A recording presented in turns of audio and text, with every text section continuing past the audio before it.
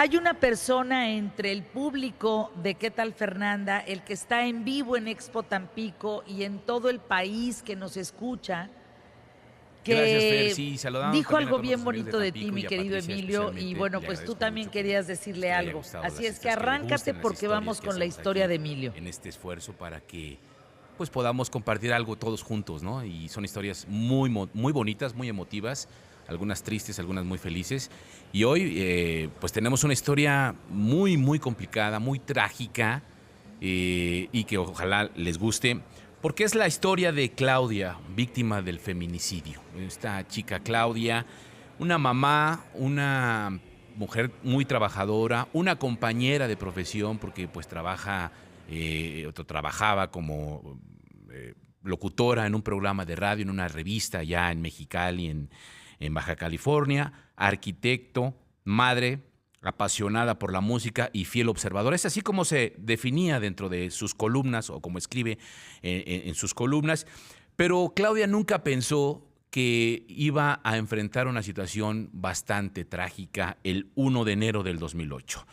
Todo iba muy bien porque a ella le tocó trabajar justamente y entonces comenzó su vida normal, llega a trabajar ese día, ese 1 de enero del 2008, empieza puntual con la emisión de radio de su programa La Mancha, una revista radiofónica, pues donde hablaba de recetas de cocina, entrevistas, de noticias, del espectáculo, en fin, ponía música. Un programa muy divertido que a ella realmente le llenaba. Pero resulta que eran poco después de las 2 de la tarde y recibe una llamada telefónica en donde era su expareja, su aún esposo, que le avisaba que iba para allá, para la radiodifusora, para entregarle a los niños. Unos 6 meses antes ella se había separado de su pareja, de su esposo, porque pues aunque era y estaba felizmente casada, resulta que hubo un momento de infidelidad. Ella, por esta situación, le sugiere a su esposo, para perdonarlo y para que se reconstruyera el matrimonio, irse a terapia. Se van a terapia. Sin embargo, días después, pues a un esposo la trata de violar, trata de tener relaciones sexuales violentadas y a fuerza, y entonces ella decide pues separarse mejor porque lo nota demasiado violento, demasiado agresivo. Y entonces se separan. Y entonces en este asunto pues deciden que va a haber la custodia de los niños, las visitas, etcétera. Y ese día, ese 1 de enero del 2008, su esposo traía a los niños. Llega al estacionamiento. Hay que señalar que no sin antes en esta llamada telefónica la insulta, la amenaza, incluso ya antes la había amenazado con cortarle la lengua. Y entonces, a pesar de que ella ya había metido, incluso en el Ministerio Público, pues los hechos de que estaba siendo amenazada por su esposo, pues no lo toman en consideración. Pues ese día llega el marido, le va a dejar a los hijos, ella sale al estacionamiento, los va a recibir y en ese momento el esposo le dice, hay un cambio de planes. Saca un cuchillo y le pone 15 puñaladas. Quizá muchos de los que están escuchando quieran saber cómo terminó la historia en este asunto. ¿Qué te parece, mi querida Fer, si hablamos con alguien que ha sobrevivido a 15 puñaladas, una de ellas en la garganta? Me refiero precisamente a Claudia Yolanda Rosales. Claudia, ¿cómo estás? Te saludamos con mucho gusto, Fernanda y un servidor Emilio. Hola Emilio, hola Fernanda, gracias por recibirme en su programa, en su espacio. Pues con el gusto de estar con ustedes y escuchando lo que estabas relatando, pues sí, comentarles que el 1 de enero del 2008 yo me convertí en una sobreviviente de un feminicidio fallido, donde el agresor me dio 15 puñaladas saliendo a mi lugar de trabajo frente a mis 3 hijos, que yo pienso que es la parte más desgarradora, ¿no? Como tú bien decías, pues nosotros ya teníamos un año de separados, un año, y estábamos en proceso de divorcio. A los 6 meses de ese año, él me amenaza porque yo no quise tener relaciones con él, precisamente por una infidelidad después de haber ido a terapia, y presentó esa denuncia por amenazas con un cuchillo. No procede la denuncia y pues a los 6 meses llega a la cabina de radio con mis hijos porque era un 1 de enero y el juez civil había determinado que le tocaban a él. A mí me habían tocado el 25 en Navidad y a él le tocaban el primero, que cada vez que le tocaban los niños era un suplicio, porque pues yo ya vivía una pesadilla con tantas cosas y amenazas, ¿no? Entonces ese día entra a la cabina de radio. Un día antes había dejado una carta muy rara en la caseta del fraccionamiento donde yo vivía con mis hijos. Se lo había comentado al productor y entonces en cuanto entra el productor le dice asunto, como ya sabía que más o menos pasaba, dijo, no, nada, te espero allá afuera, traigo a los niños. Y yo, pues qué raro, salgo al estacionamiento y le dije, ¿y eso? Porque los niños me los ibas a entregar a las 6. Y entonces sí, así como dices, Emilio, se saca el cuchillo de la espalda, se voltea, mis hijos me ven desde el carro. En ese entonces pues ellos tenían 6, 4 y 2 años y me hice cambio de planes y pues me comencé a apuñalar frente a los niños. ¿Cómo ves, Fernanda?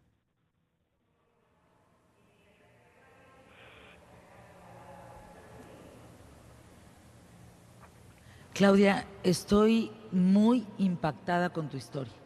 No he dejado de tener la boca abierta, de sentir la piel erizada, de sentir una fuerte presión en la cabeza, Gracias, una presión Fernanda. en el Sí, es una pecho. bendición.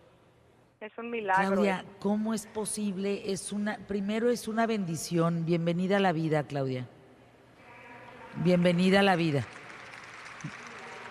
Bienvenida a la vida, eres un milagro.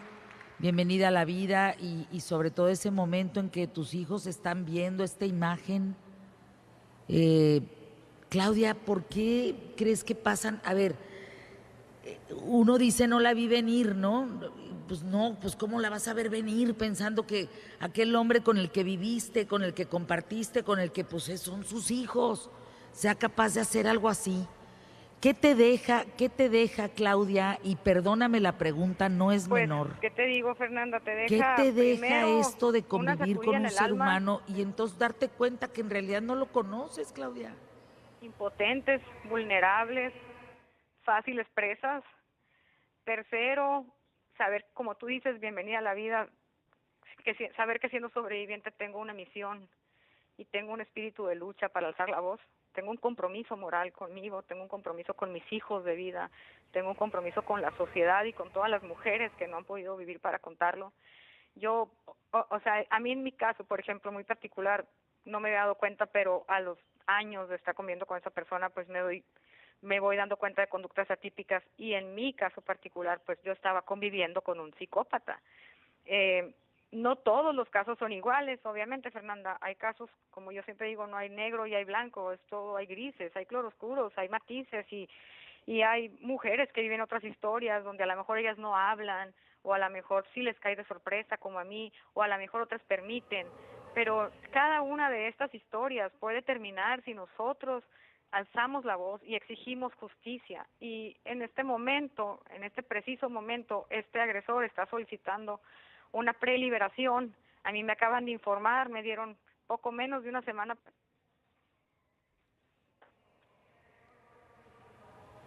Lo está solicitando una preliberación bajo un beneficio, un recurso de ley. ¿Por qué? Mañana ¿por tengo qué yo la audiencia a las Espérame, 12 ¿qué estás en Tecate, diciendo? ¿Por Baja qué lo California, liberan? que es donde está él, en el Hongo, en el penal del Hongo.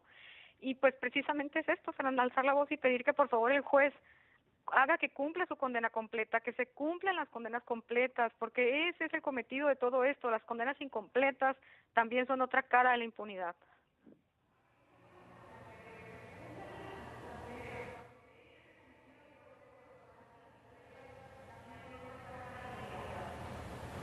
Claudia, ¿qué estás diciendo? Pero ese hombre no puede salir libre.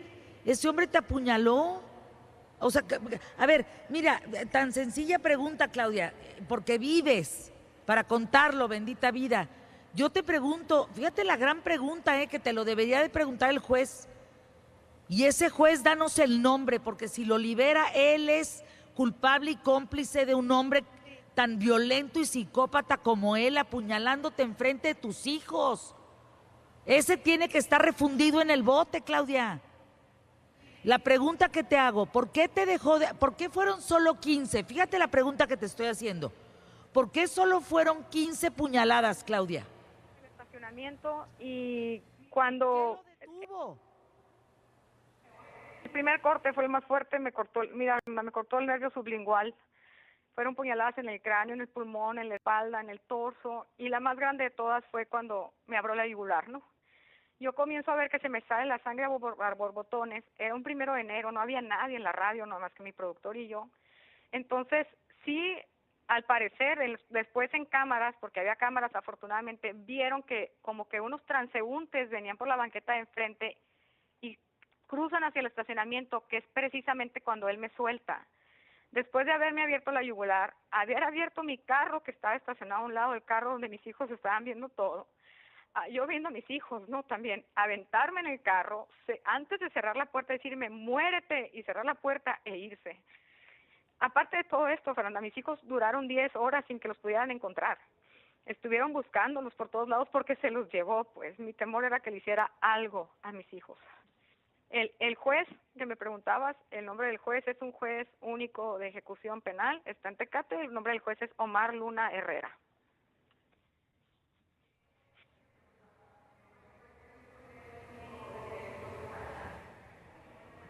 Muchas gracias.